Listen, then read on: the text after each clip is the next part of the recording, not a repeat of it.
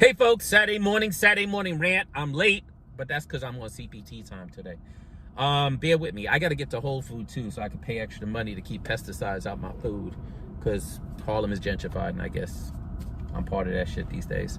But let me get this rant out the way so I can actually go join my weekend. I'm already late. Again, apologies for that. I promise you I'm gonna get through quickly though. So look, I want to talk about nonprofits. Anyone who knows me knows that I started in nonprofits 23 years ago. Stayed in nonprofits for about 17 years until they kicked me the fuck out, led by some of these progressive foundations who decided to blacklist me and go from me being pet the thread and loving me to having me talk to their lawyers, blah, blah, blah. That's another story for another day, and I'm building up to that shit. But I want you guys to figure out who the fuck I am before I get there. And when I get there, trust me, shit is gonna be worth it. So I've been in the nonprofit space. I didn't go looking for a job in nonprofit when I got out of prison. I just went looking for a job, couldn't find one. Formerly incarcerated dude named George Leno was like, I'm gonna get you a job. Got me a job at a nonprofit public interest law firm. I get there, I go from answering the phones at the front desk making $16,000 a year, $16,000 a year, owing $83,000 in fines, fees, and restitution at the same time. But it was a great place to grow, great place to learn, and I'll never forget ending up in rooms advocating for black people to have access to welfare. What? Is that the extent of your advocacy work for people of color? You want to make sure we have access to welfare while you want to make sure your kid has access to private schools and opportunity? I'm not saying people don't need a safety net. That's the right word these days, right? You can't even say welfare. That's the right word. Social safety net. I'm not saying people don't need a social safety net. I am saying that if that's the extent of what you got for us, fuck up out the way, please.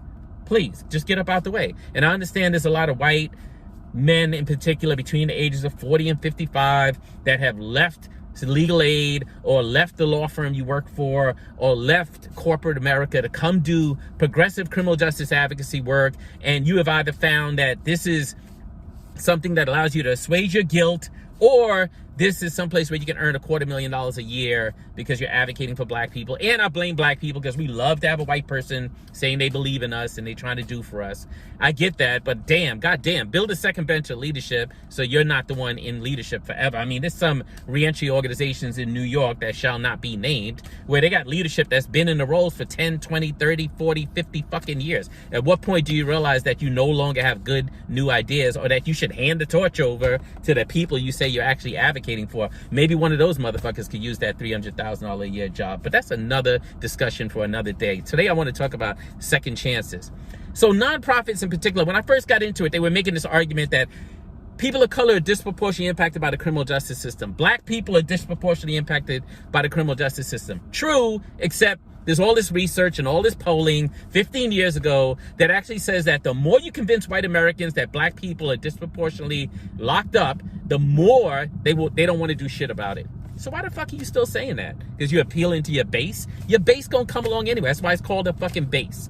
And then not acknowledging that there's crimes in communities of color. Hello, motherfuckers. 3 years ago, I started yelling, crimes going up in communities of color. You know what I got back? Mostly white men in the criminal justice reform space, telling me nothing to see here, or who are you to be saying that out loud, or, it's only murders that's up. It's not shoplifting and other crimes. What the fuck? How you gonna put murder on par with shoplifting? What the fuck? The data is important. The truth is important. Don't be doing advocacy work in my fucking name and at the same time ignoring the fact that crime's going up, because the shit went up. It might be coming back down now, thank God, but don't fucking lie and say it's not going up when I see people get shot and killed and there's yellow tape all over my fucking hood for years.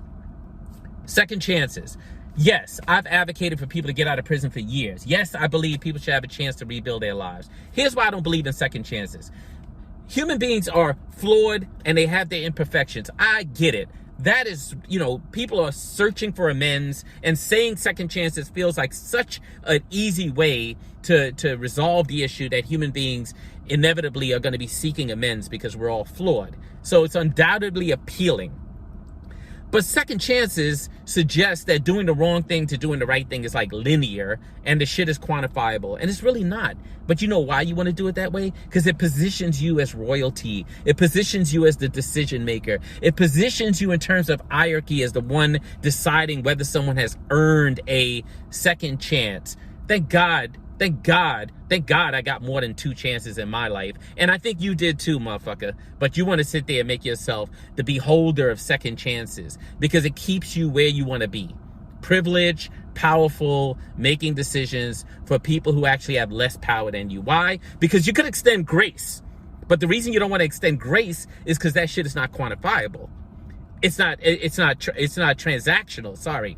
The idea that you don't get something back in exchange for grace doesn't sit well with you because you want to be the decision maker and you want to be able to extract something, particularly from black people, in exchange for you giving them a second chance, as opposed to grace, which recognizes that people need space for personal growth. People need space for self-improvement. People have ups and downs when they're trying to get it right. People have twists and turns when they're trying to get it right. But no, second chances allows you to be judgmental, unforgiving, and it actually perpetuates the idea that people need to make themselves somehow deserving, even with the criminal justice system that you say you agree doesn't work. So where the fuck should people figure out how to earn your second chance? Oh, I know, at your nonprofits making $30,000 a year while you make $250,000 a year. Is that where they should come to earn their second chance? Extend grace to people. People have inherent worth and dignity just by virtue of being a human being. I have never seen such punitiveness and carceral nature as our nonprofit industrial complex, particularly around criminal justice space. I've never had anyone who's part of our criminal justice system cause me more harm than people in our nonprofit progressive criminal justice reform movement. That's just my reality, my truth. Doesn't have to be yours. It's my truth. I don't think people need second chances. I think when you think about the depth and complexity of the human condition, you extend grace to people. You don't ask anything back in return. You assume that human beings are going to continue to get it wrong and get it right. And I know some folks from the faith-based community have a really, really hard time with this. But everything I know about the faith-based community as a former Catholic is that punitiveness is okay. Because if you believe in heaven, then you believe in hell. But listen to what I'm saying. You are there, but for the grace of God, go you, motherfucker. Like, that could be you. And you would need grace. And trust me, if suddenly you're in some transactional relationship with the rest of the world, and there's no way for you to figure out how to earn that transaction because they agree that our criminal justice system doesn't work, then what happens is what happens in our criminal justice system, which is we have this ceremony where we knock people down a couple notches. It's called sentencing, except we have no ceremony to bring them back. And the only thing you have to offer is second chance month, see if you could earn second chance. No, motherfucker, give people grace because we're all flawed. You're flawed too. Don't let anybody steal your rainbow this weekend. I'm done. I get to go enjoy my weekend. Peace.